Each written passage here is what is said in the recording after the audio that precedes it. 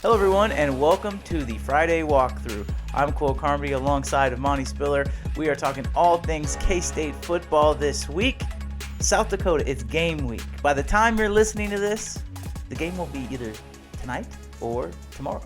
Crazy to think about. K-State football is here.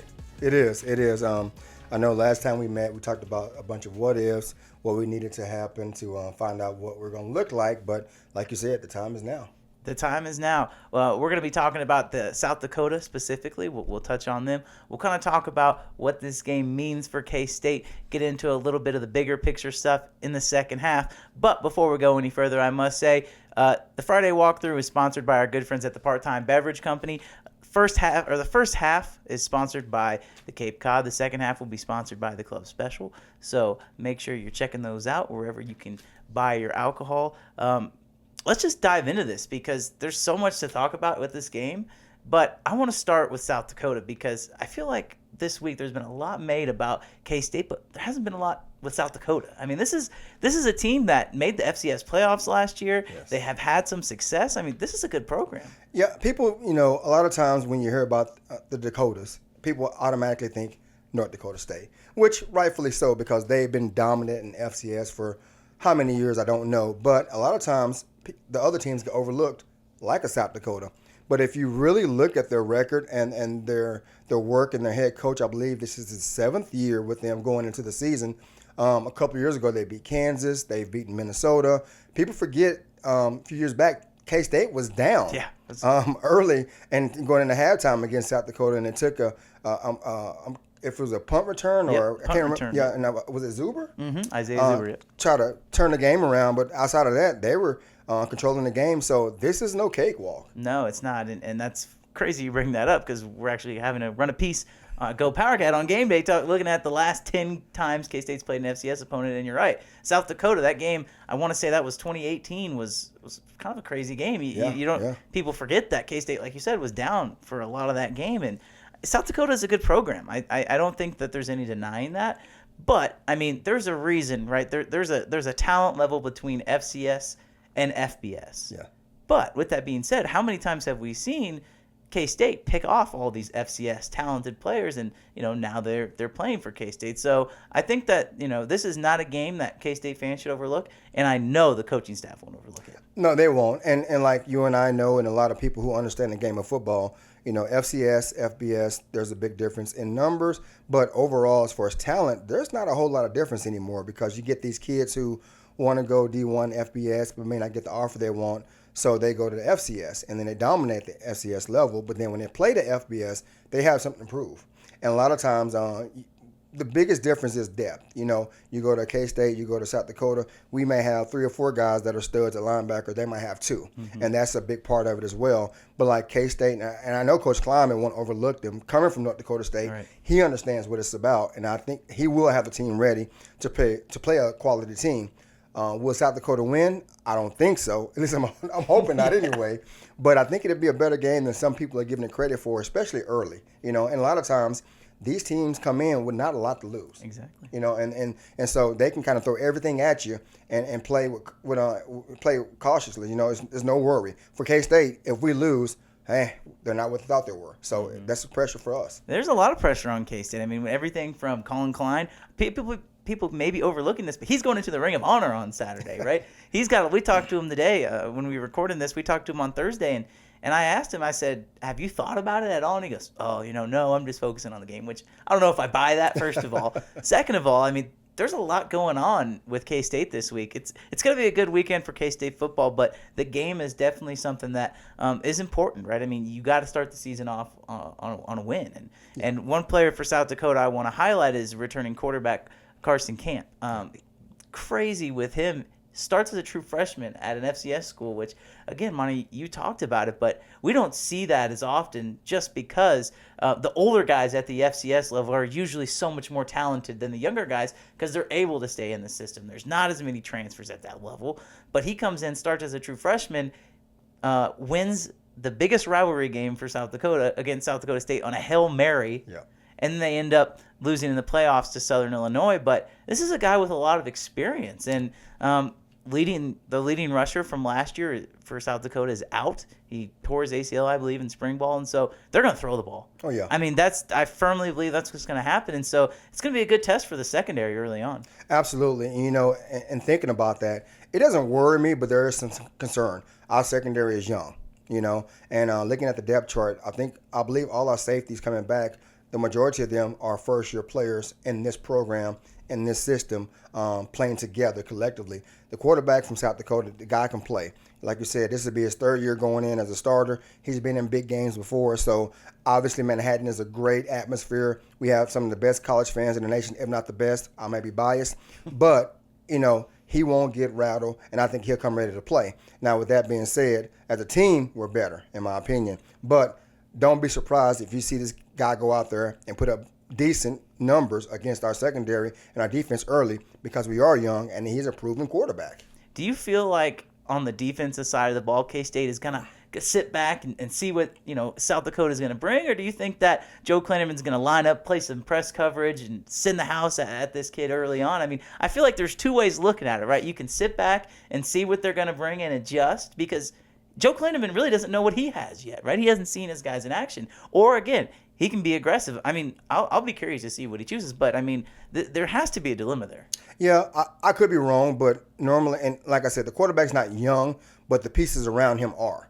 And you got to understand, too, the O-line is a big part of it. He can be a great quarterback, and if he has a mediocre or young or average O-line, that makes a big difference. If I'm Coach Klinnerman, I'm bringing the heat, and people forget, we say secondary. The corners are involved. We keep focusing on the safeties. Yeah, the safeties are young in this program, but the corners are established. So you can put both of those guys in man-to-man situations and bring the heat. And I think Coach Klinnerman will bring the heat early and often and make this guy make quick decisions. I think what's so fascinating about this defense, and we talked a little bit about it last week with the 3-3-5, but you put a lot more athletes on the field. Absolutely. And no disrespect to the guys who were in the 4-3, but, I mean, now with the 3-3-5, that adds an extra defensive back. Yep. And so, I mean, I'll be curious to see against a team who's likely going to throw the ball a lot, how that affects their personnel, because, are they going to go with, that jack spot? You look at a guy like Khalid Duke who's played there, or are you going to maybe take him out and put in a Reggie Stubblefield type player, because both those guys played the same position last year. So against a team that throws the ball a lot, are you going to go with maybe more of an edge rusher at that position, a linebacker type, or more of a safety type? It'll be fascinating to see, because this is going to be something that they deal with the entire year. Yeah, and that's a good problem to have. With the 3-3-5, you are allowed to kind of mix and match. And when you do have athletes that push in a position where, they're doing this, you're going in this series. Down in distance, you go in this series. And you have two quality guys at that position that are available, so that's a good problem to have, like I said. But I think overall, our team speed on defense will suffice. And like Coach Klinnerman said in the past, we didn't get lined up sometimes in the right time, but we played hard and we played fast. Mm-hmm. And I think our speed and our tenacity will overcome some of the mental mistakes early in this game, and we'll come out on top. I think the mental mistakes are something that K-State fans should understand that it's going to happen, right? Especially in week one. Like, there's going to be guys that there might be 10 guys on the field for one play. Like, it's week one. Like, stuff like this happens. It's not going to just click overnight. And you hope that as the season progresses, you start to cut out some of those dysfunctionalities. Mm-hmm. But I mean, it's not going to be as easy as it looked in the bowl game, because a lot of these guys haven't played with each other. They haven't. And like talking defense and offense, there are a lot of new pieces in there. But the good news is we have a new quarterback who has been in big games, who's familiar with some of the players. Kay Warner, he was teammates with him in Nebraska. But then even if it was a freshman quarterback, a transfer quarterback, no matter who it is, if all else fails, you got Deuce behind you. And you have a phenomenal O-line. You know what? We're not clicking right now. Run Deuce right, run Deuce left, run them up the middle. And then other things open up. So there's no really need to panic, but people need to understand it's not going to be smooth. And then on the flip side, Coach Klein called the bowl game, but now he had a whole summer and spring ball to get ready and implement new things. So what we are used to seeing, we're not going to see. And there's going to be some growing pains, and people need to be patient with that and understand it will come. And I have absolute faith and our coaching staff going into the season. And one thing I'm very curious to see is how they manage the offensive game plan, because are they going to go out and show everything? I mean, you played for Coach Snyder. It's no secret that Coach Snyder, he played his cards close to the vest in the non-conference games. And, for a better lack of term, he unleashed hell during the conference season, right? I mean, are they going to do that in this, or are they going to say, pull the, Colin Klein played for Coach Snyder. Is he going to say, we're going to kind of hold it back a little bit and then wait until we get into conference play?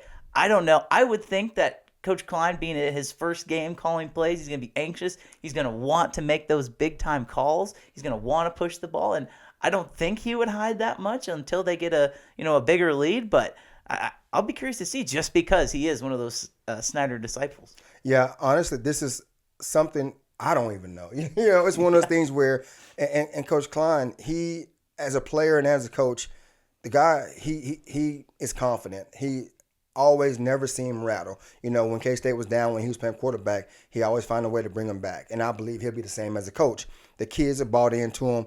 I have yet to meet a person who has something negative to say about him unless you're an opposing player. But after the game, you have to respect the guy. And I think going in is going to be the same way. So honestly, I'm kind of excited to find out come Saturday and be like, oh, okay, I see what they're doing. So I don't know. It's going to be interesting. And you throw Adrian Martinez in that mix. I mean, again, you got a new offensive coordinator and a new quarterback. Yeah. How will they mesh together?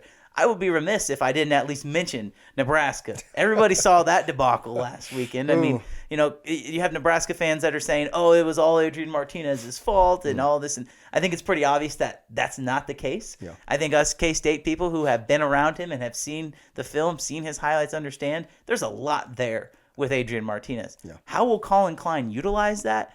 I think that is probably maybe the biggest storyline of this game. And I think maybe the second one is, well, will they, like we've just been talking about, will they hold stuff back or will they let him go? I don't know, but I think it'll be fascinating to see how Adrian comes out and plays, because now he understands. You talked about Deuce Vaughn. He doesn't have to worry about being the only guy on offense. That's only going to help him. Yeah, and not knocking Nebraska's O-line, because I'm not very familiar with them as a whole from years past when Martinez played with them, but I know our O-line is going to protect him. And also, I know Martinez understands his teammates has his back, the coaching staff has his back, and the fan base has his back. And even when he does struggle, we're going to be okay. Because like I said before, he's surrounded by a great group of guys. You have a Deuce Vaughn. And honestly, I think Adrian understands the opportunity he has in front of him is like most quarterbacks don't get a second opportunity, especially at a D1 school in the Big 12 moving forward in a great conference. So he's going to take advantage of it, and I'm excited to watch this kid be successful. Ready for this stat? I heard this earlier this week. I couldn't believe it. 45% of the starting quarterbacks that will start this weekend in FBS are transfer quarterbacks. Man. How incredible is that? Interesting. I mean, you would not think that would be the case, but we sit here and we turn games on. It's like, oh, he came from this school. He came from this school. The same's true with Adrian Martinez. And I think how Adrian Martinez goes, not only in this game, but in the season, is how K-State's going to go. I think Adrian's going to come out and have a huge game. I firmly believe that, and I could see K-State getting up on them early. We'll get to our predictions here at the end of the show, but I think if K-State gets up on them early, it's only going to increase his confidence, and that's only going to be a good thing. No, absolutely. And I feel comfortable, and like I said, we'll make our predictions, but I feel comfortable about our team going into this game, and I feel like a lot of guys will get a lot of reps. I think our ones will get up early and often, and they'll get a break, and you get a chance to see some younger guys as well. Talking about the quarterback position, I'm kind of curious to see who they will rotate in. I know you have the depth chart. Will Howard get a chance to get in there under Klein's offense and see what he can do? And the running back, get in young guys. I want to see young guys get a chance too as well and build on that, because depth is important, especially with the Big 12 moving forward. But it's going to be an exciting time. It will be. We'll talk about depth, and we'll also talk about more of the bigger picture when it comes to this team here in the second half. Once again, this is the Friday Walkthrough. Thanks so much for listening. First half is sponsored by the Part-Time Beverage Company, Cape Cod specifically. Make sure you're sticking around for the second half. We will be right back after this short break. Welcome back, everybody, to the Friday Walkthrough. I'm Cole Carmody alongside Monte Spiller. We're sponsored by the Part-Time Beverage Company. The second half is sponsored by Club Special. Real quick, just a quick plug. Make sure you're subscribing to our YouTube channel, subscribing to the podcast feed wherever you get your podcasts. And right now at GoPowerCat.com, we have the biggest sale of the year, 75% off. Make sure you go sign up and join part of Go Power Cat. Second half of the show here. We talked about the game. We've talked about kind of what we're looking at, maybe what we're looking for specifically. Assuming everything goes right for K-State, they got a pretty big game the next week against Missouri. I mean, there's a lot that needs to happen, obviously, before that game. And before we're sitting here in 7 days talking about that game, if K-State wants to have a successful night against South Dakota and build momentum going into that Missouri game, what do you think needs to happen? Play fast, play hard, play disciplined football. And one thing a lot of people is not talking about that's kind of been a staple of K-State football, special teams. And a lot of times we've always had a return guy that can, no matter who you were, we have Malik Knowles, and he has a great history of making big returns, punt return, kickoff return, special teams, punters, kickers. They've always been something that's been K-State, special teams, K-State, Val-Tech has always been teams who have been known to have great special teams. That's the big key. We have to have that as well. But also, I think we have to send a message that we are not just a fast team, because people look at our offense and they say Martinez and his speed and Deuce obviously in his speed, but physical. We have Green on the defensive side of the ball. Who else is going to be that hammer on the defense? We have some guys that are capable, but who's going to step up? And I think we just need to let people know we're a complete team. It's not about winning the game. How we win the game is what I'm concerned about. Yeah, and there's been a lot of people that have talked about, fans specifically, oh, you got to score this amount of points, you got to beat them by this much. And I'm sure you agree with this as a former player and now coach. It's about how you feel as a team. How did you play? The final score is not necessarily indicative of how well you played. And I think if K-State can come out, and you mentioned it, be physical, be dominant. Yep. That's how you build momentum. Yep. I mean, sure, you can come out and win a game 56-16, but if you win 35-14, it could be just as good of a game for you. I mean, like there's a lot that could happen this week, and I don't think like the final score is really has any indicator on how well this team plays, assuming that they play well and it's a pretty comfortable win. No, you're correct, and a lot of times, me as a former player and been on the coaching side as well, you always look at the positives, but you're always looking to get better. And you ask yourself, did you get better? Did you play better? And when you go back and watch film, and as a player, we can have a great game. The fans are patting you on your back, saying how great you played, but you knew come Monday in film session, you know exactly what play it was. You knew what quarter, how many times it happened. Like, man, I screwed up on this. I lined up wrong on this one. I had a bust on this. So I think most college athletes have that attitude where they want to get better. And like you said, you can win the game, but you want to continue to get better. And like you said, going into Missouri game, obviously we're not going to be hitting on all cylinders that early in the season. It will be nice, but you want to get better because obviously Missouri is going to be a better opponent than South Dakota, a former Big 8/Big 12 conference member. We have our history, and the fact that they're SEC now and we're Big 12, no matter who you are, there's a pride involved. And I guarantee pretty much every team from the Big 12, and maybe even KU, will be pulling for us, Maybe. You never know. But it's a pride thing, and you want to be able to send a message. You know what? We're still the Big 12. You chose to leave. Now we're going to whoop you. Head on back. I think what's good about this K-State team is they're not looking towards that game. No. And it's maybe it's good, maybe it's bad. You played against Missouri. I know a lot of fans remember those games against Missouri, but nobody on this team played against Missouri. 11 years was the last time K-State and Missouri played. It just seems crazy to think that. Right. So I mean, I don't think K-State fans should worry about they're overlooking South Dakota, because I don't think the players are, and I know the coaches aren't. I know that's not the case, and so I think if K-State wants to have a successful night against South Dakota, you said be physical. To me, it's play fast. Yeah. I mean that is to me is the biggest thing. Like we talked about so many times, know where to line up. You know where to line up. That's half the battle right there. And so if they can play fast and look sharp, right, they're going to turn the ball over. They're going to kick the ball out of bounds, right? They're going to miss field goals. They're going to, there's going to be plays where they give up big plays. Yeah. But if they can limit those things and more specifically play fast and just look confident, I think that there's a lot that can be said about gaining confidence. Mm-hmm. Not saying these guys aren't confident, because I think they're extremely confident. But thinking that you're good and then knowing that you're good, there's a huge difference. It is. And one thing, I was fortunate enough to play with some great coaches. And one thing, as a defense, they always preach, impose your will. Impose your will. Take away their confidence. Don't let them have any confidence. If you let them hang around, they'll make plays and their confidence will grow. Impose your will, take the confidence right away. And then when you, like you said, put your foot on the throat and put your foot on your neck, finish the deal. That's the attitude K-State has. They have to have that. We are the better team. We need to let you know why we're the better team, and we're going to show you. And like you said, play fast, play physical, finish the deal, and then let everything else take care of itself. And I think getting a lot of guys into the game is important too. Absolutely. I mean, this is something about it's about building depth, right?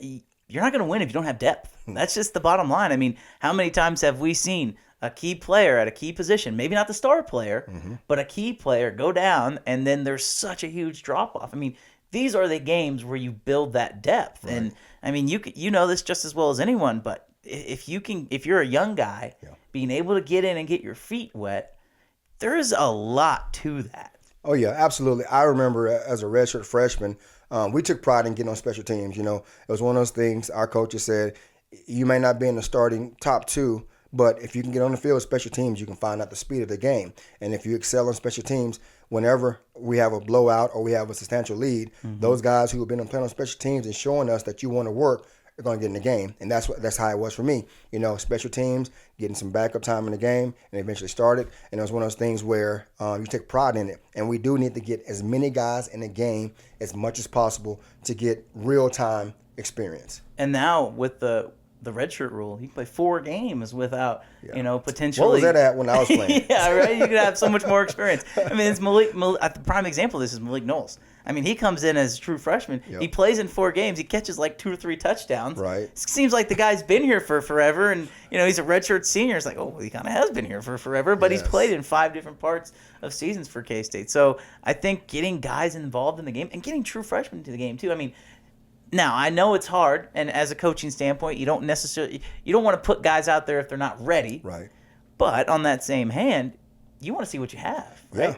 And if you're good enough to play, true freshman or not, play the kid. But yeah, exactly. You need to find out how guys are going to respond in pressure situations, because I don't care who you are. Like Coach said, you can be a practice All-American, but when the game comes, if you can't produce, I'm not going to play you. And it holds true. But a lot of times guys they get nervous under pressure. But some guys, they shine. And like you said, you want to know what you have. And I think getting those guys into the game on special teams, like you said, I mean, that's been K-State's calling card. You mentioned it. But another thing I want to see in this game is how are the special teams? Because you mentioned Phillip Brooks, or you mentioned Malik Knowles. Don't forget about Phillip Brooks, another one of those guys back there as a punt returner, right? Yeah. Getting those guys some game action, getting those guys some reps, because if K-State wants to have the season that they want to have this year, they've got to excel on special teams. And it starts every game, right? I mean, we talked about it in the beginning part of the show. K-State beat South Dakota a few years ago because of Isaiah Zuber on a punt return. Special teams. I mean, there's a huge part of that game, and people forget about that. But, I mean, special teams is just as big as anything. So I think having a solid special teams outing shouldn't go overlooked, because K-State – frankly has lost some games due to special teams. And I mean, if you can be sharp on special teams in the very beginning, opening season, that is something that you can be perfect at. This is true. And I know for a fact, because I play with some guys who, and it's not a knock against them, but they weren't the most athletic on the team, but they took pride in it. And they found a way. And it's one of the things a lot of guys, you don't realize it, but some guys who may not never see the field as a starter, they took pride in special teams, and they understood to travel. They had to be on the special teams, to get on the field, they had to be on special teams. So that was their game. So when they got in, they went 110%, and you knew it. And when you watch film, they would block a guy literally to the whistle, and the other guys around them recognized that, and they appreciated it, and they gave him a lot of love because of it. Because normally the Malik knows, the Brooks get all the credit, and they get the media because they scored touchdowns. But the guys blocking for them were the ones who do the dirty work and took a lot of pride in it. And I'm hoping to see that come Saturday as well from guys who may not be big names, but they're laying on the line, taking pride in it, and making plays. And so as we kind of transition here and talk about Missouri just briefly before we wrap up the show, I want to bring this up because, again, we mentioned K-State and Missouri have not played in 11 years. West Virginia and Pitt renewed their rivalry with the Backyard Brawl. Rivalries are really good for college sports. Yes. And, I mean, you know, this, if you're listening to this, if you're watching this on YouTube, you probably have a hatred for Missouri. There's a lot of people that do not like Missouri in this part of the country. And I think this game against South Dakota is only going to build up the hype and build up and get the juices flowing from the players to the coaches to the fans for that Missouri game because, I mean, it's a really big game. Absolutely. You know, it's one of those things where I'm ready to see K-State play Saturday, but I'm ready to get it over with to get into Missouri week, you know? And it's one of those things where the week is, like anybody who's a college football fan, when you have a rivalry week, the week together is just more fun because you have each day you're building up to it and you have something to look forward to it. The media's cover it, your coworkers, your friends, whoever it may be. It's one of those things where, you know, Saturday is coming. You know, are you going? Where you tailgating? What are you wearing? Who are you going with? It's a big deal, and I'm excited about it. And we're 2 weeks away from that game, so you got to kind of keep it, kind of rein in a little bit. But yeah, I'm excited about the game. Do you think there's any prep work for that game beforehand? I mean, maybe they won't tell the players. They'll run some plays. They'll mix in the plays from Missouri just so the players kind of have an idea. But do you think there's any prep work at all in fall camp for that Missouri game? It happens. Absolutely, it happens, especially being that early in the year. It happens. I'm pretty sure they put some packages in specifically for Missouri. They might not focus on it this past week, but they prepped them, understanding formations, how they're going to adjust to it, but absolutely. Yeah, I feel like it'd be impossible as a coach to not get excited about that game. And I mean, Missouri's got some talent. We'll definitely take a deeper dive into Missouri and K-State once we actually see a game. You know, K-State's actually able to get there. We're able to talk about some a little bit more from an X's and O's standpoint. But I mean, Missouri's got the number one player in the country at the receiver position, the number one freshman in the country in Luther Burden, and they're going to come in here. I think there's going to be some Missouri fans. I don't think there's going to be a lot of Missouri fans, but I definitely think that it's going to be a great college football environment. But you know, you mentioned it. I think this week, and I've heard this term described. It's like this is the family reunion, right? Yes. Everybody's coming back together for this game against South Dakota. It's the feel right. It's the get right game. Right. And then you got to lock back in because you know that you have a huge rivalry game with Missouri. Absolutely. And, you know, as crazy as it sounds, I'm glad we're playing South Dakota the first game, and then in Missouri because it sets up for the perfect opportunity for us. And when I say us, the football team, but the K-State community, the K-State family all together, from the campus to the surrounding communities to the alumni, even players who are in the NFL. They're on social media, you know, chirping back and forth because, you know, Missouri was in the Big 8 and the Big 12, and we didn't like them when they played in the Big 12. We don't like them now. But it's one of those things where it just makes the game of football more fun. Mm-hmm. It's going to be a great week. We'll talk about it a lot next week. Before we go, I want to get into our pick segment. We'll pick the K-State game. I'll go ahead and start. I don't think that this is going to be much of a game. The betting line, since sports betting in Kansas is legal. I saw that. Crazy. Yeah. The betting line we've been using here at Go Powercats 19.5. I'm going to pick K-State to cover that. I think they're going to win. I'll go ahead and give a score of 42-14. That's going to be my score. See, that's not fair. I should have went first because I honestly was going to go 43 or 42-14. Okay, there you go. And I'm giving our starting defense is giving up 7 points, and then once we get up, the backups will come in and give up a score late, but 42-14 as well. There we go. Well, you know what's going to happen is it's not even going to be close to 42-14. And just so everybody knows, last week we were wearing black shirts. Not planned. This week we're wearing purple shirts. Seriously. Not planned. So I don't know. Something's going on here. We got to figure it out. Thanks everybody so much for listening. I'm Cole Carmody. That's Monte Spiller. You've been listening to the Friday Walkthrough. We're sponsored by the Part-Time Beverage Company, specifically Cape Cod and Club Special. Make sure you check that out. Make sure you're checking out Go Powercat. I mentioned it to start the second half. We got 75% off right now. Go take advantage of that. For now, enjoy the game on Saturday. Have a great time, and we'll talk to you next week.